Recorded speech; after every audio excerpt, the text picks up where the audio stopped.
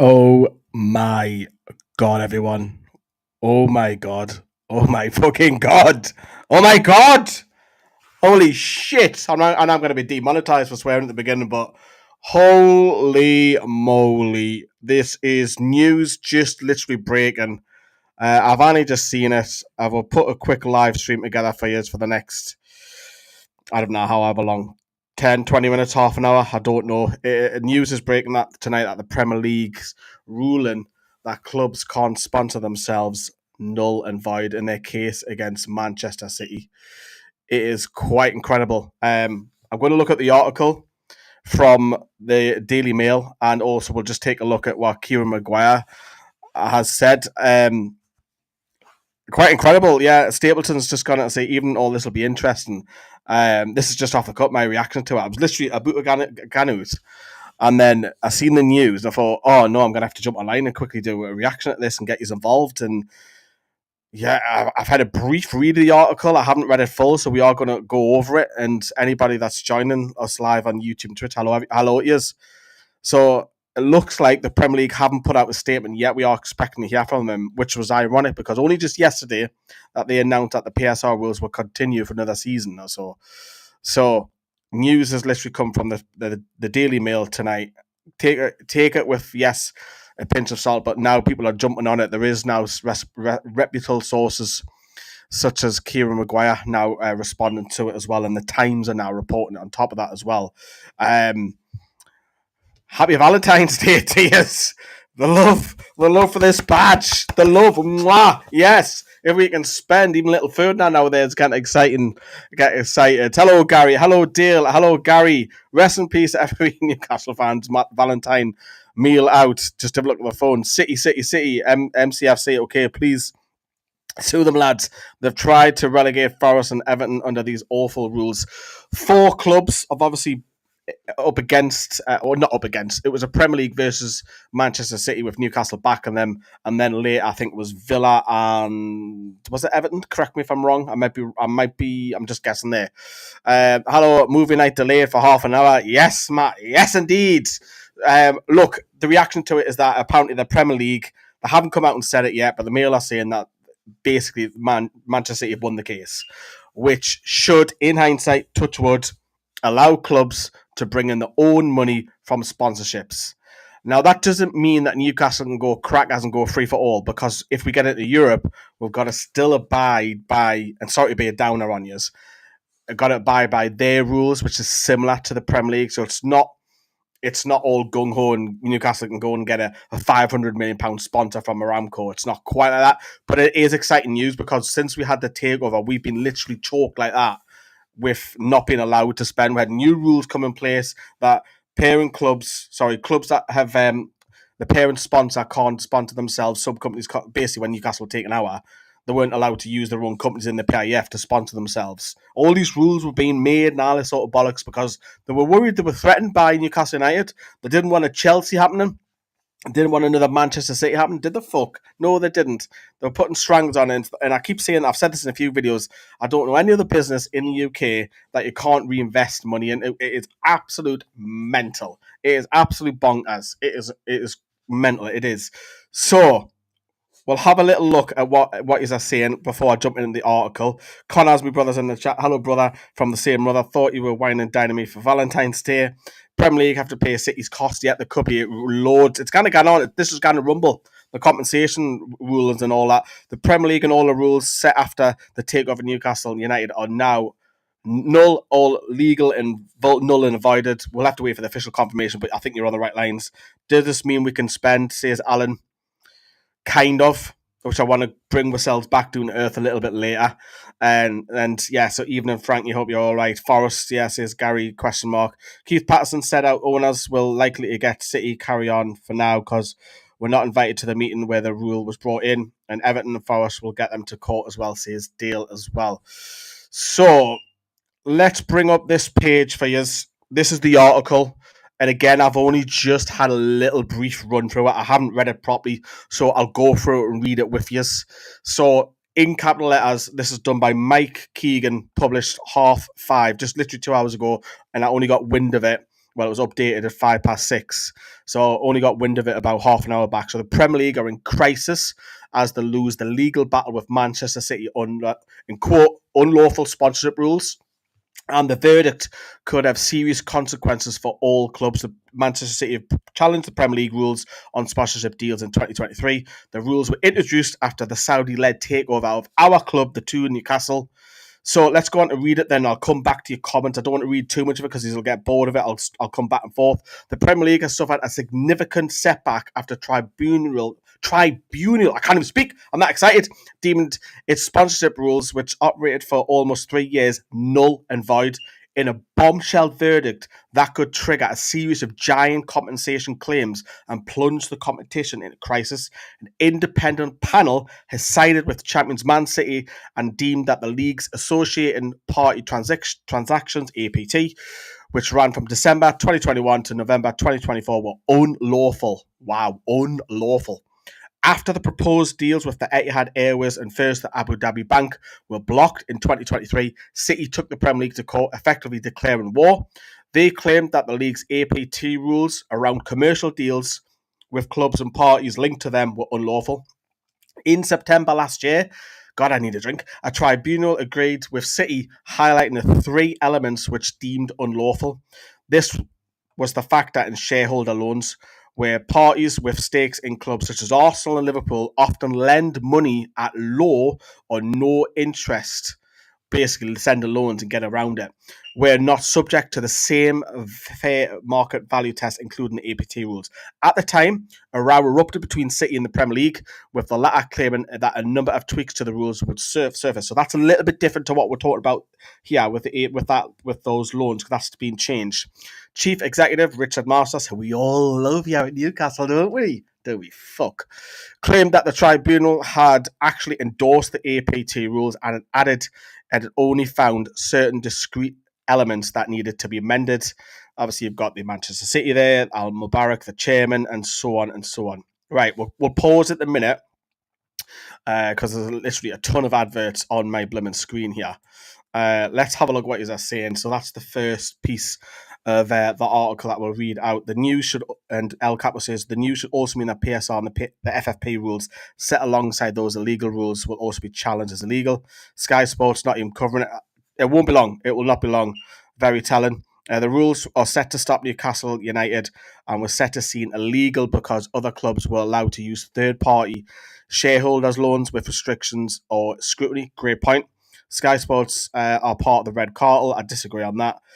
Gary's gone on to say, yeah, some of you are agreeing. I'm going to disagree on that. Of course, I'm going to disagree on that. Matt goes on to, so it just shows how much the Premier League panicked when we got took over. The thing is, hopefully, that the people behind the Super League idea don't sniff an opportunity. Another good point. And Emma Kelly, I don't know what Emma Kelly come back before the end of the season. I don't know what that's got to do with tonight's video. But we'll go back to the article one more time. Let's have a look at going back to carry on. Do keep your commenting. I'll keep coming back to them. I need to pause this advert, otherwise, YouTube are like, carrying on. But in a blistering response to clubs, City's legal counsel, Simon Cliff, warned against making any hasty amendments and urged those involved to delay any further action until the tribunal had returned a further verdict on whether a previous ruling meant that the whole system, rather than certain sections, was unlawful. Their view was that the ruling meant that the entire setup was null and void. City also took the step of accusing the Premier League of attempting to mislead its members over the severity of the situation and raised threat of further legal action should they press ahead. Regardless, in November, the clubs voted in amendments to AFP rules by majority 16-4, if you remember back in November. Now, in a verdict which underlines City's position, which may have serious ramifications from the Premier League, the panel, featuring legal experts, you can see them named there, has returned its final verdict, ruling that the APT regulations were unlawful in their entirety. That means that any deals that were rejected or reduced in fair value under the system, which operated between December 21, basically 2 months after Newcastle were taken over, and November 2024, could now be subject to hefty compensation claims. If a club believes its competitive performance was harmed by a decision made under the previous APT system, it could sue. So are we expecting Manchester City to sue? Probably. Are we expecting some other clubs, maybe Newcastle, who knows, to sue? You don't know yet. City have also launched a legal challenge against the amended rules voted through in November. The same panel is due to rule on the legality in the near future. Should they also deem them unlawful, the whole league could be thrown into chaos. Of course, you can see the man on our thumbnail, our chairman, our owner, Yasser Al Rumayyan, PIF, Amanda Staveley, who's sadly no longer with us, and of course the Glazers. I'll just go on to read this as well. None of the above is linked to the 115 charges levelled at City by the Premier League. Obviously, this is different over the alleged breaches of financial rules. While the case is being heard, a verdict remains outstanding. In a further blow, which is unlikely to go down well across the competition, the Premier League may now have to foot not only its own legal bill, but Man City's. The figure of both of those combined is thought to be close to 20 million, which, to be honest, is in the Premier League's eyes, it's pennies, really, let's be honest. Richard Masters made clubs aware of the situation in an email this afternoon. In it, he acknowledged that the previous rules as well were void and unenforceable, but attempted to play down the development. In the previous APT rules that are no longer in place, he said that the new rules were voted into force. The league has previously told clubs that this decision was about legal status of previous APT rules and would not impact the operation of new rules. That means to be seen. Richard Masters has added that the new rules remain in place and that the clubs remain required to comply with them. The APT rules were brought in, this is where Newcastle come in, following the Saudi takeover of our club, amid concerns from other clubs, i.e. Liverpool, Chelsea, Man United. I can name a few. I don't know why I'm whispering. Basically, they were worried about the competition that, this new big boys coming to the Premier League. They don't want to be, protect the cartel and all that in the Premier League and what have you. So basically, they were worried it aimed at preventing inflated injections of cash into sides from companies linked to their owners, often based in the same country, in an attempt to navigate wider financial rules and allow them to spend big on players and wages. That's obviously affecting Newcastle City, who were led by Paul Harris, Lord Panic of Freshfields. Will see the verdict as an entire vindication of the stance throughout their entire process.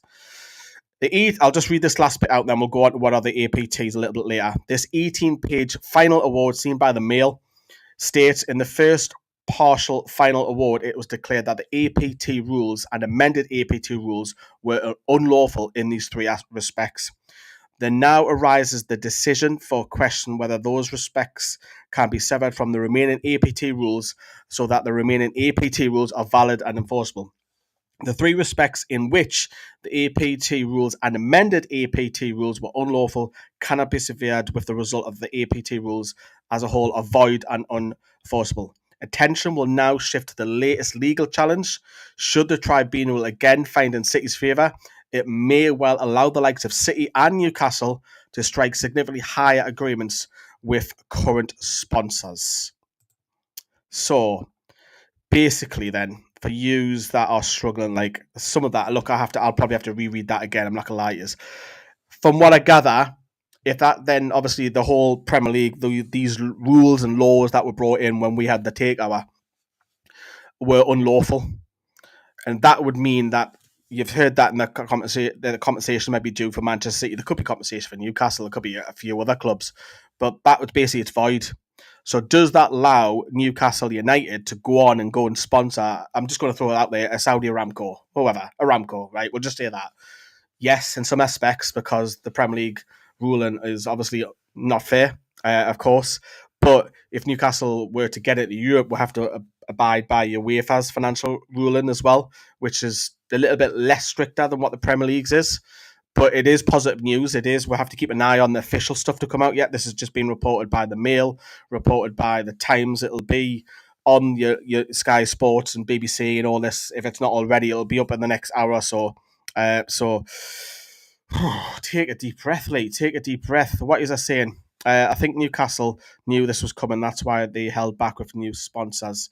This is massive, says Paul. Yeah. There isn't a second challenge on the rule. The rules were made illegal last year. Man City's new challenge is to inform all the club's APT, I think that says all the club's APT was illegal and could not be amended. Some of the wording has been changed and shareholder loans included in new rules, but the main they are the same APT one rules, which have been found to be null and void. Let's go, Kiwi Newcastle fans. Says Mark. Good to see you all in the chat. Right, so we have to see what's going to happen next. We've got to, and it is massive because a fair play to Man City. Whatever you think of Man City, because if Man City allow Newcastle to spend money, then I'm all for it. To be honest with you, look, Chelsea came in under Abramovich, splits the league apart. Of course they did, and I'm not saying it's all money, but a large chunk of it, including Manchester City, it is. If Newcastle started splashing the cash, neutral fans will say the same. I expect that. Of course, money does massively help. It does, whether you like it or not. It does. Manchester City wouldn't win the Champions League if they didn't have the takeover. That's quite simple. Newcastle probably, in all honesty, could be a championship side right now if we didn't have the takeover of the PIF, because we were going nowhere under Ashley. He wasn't spending the money. So it goes to show you that money does help. And then the money has caught up with Newcastle because we've spent a lot of it and we haven't really traded that well. But this could rip this open. It really could rip it open. So if it, which we'll come on to Kieran Maguire in a second, because he states that we're going to abide by UEFA as well if we get it in the UEFA competition. But let's just say, I don't know, a club who comes up from the Championship, right, this season, we'll say, I don't know, Sheffield United come up and they've got all this money that they can throw at it with sponsors. Hell for it. I think teams that get promoted, like of Ipswich, for example, Southampton can't spend money because they're not allowed to. It's fucking mental. What business do you know that? That you get promotion you can't spend? Mental. And that'll rip that open because they're not in Europe. So I think there'll be a lot of change. I think there's going to be a lot of legal things. There's going to be a lot of compensation thrown about. But the fact of the matter is that it was unlawful. The Premier League were unlawful. How corrupt do you want to be? How corrupt do you want to be?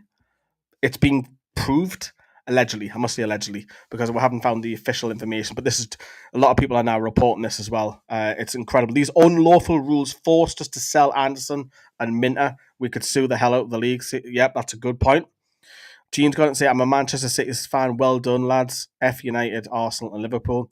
Does this mean that we can bring in our own sponsor immediately? I don't think so, Ches, just immediately, because I think it's still, I don't know what the changes are going to happen. What is it instant? Do they have to have an emergency meeting? I don't know. But there is deals already in place with the likes of Adidas and Salah and what have you. But if Newcastle were to do a next deal, the Premier League can't turn around and say, "Oh, you can't have that anymore." That's gone. That's gone.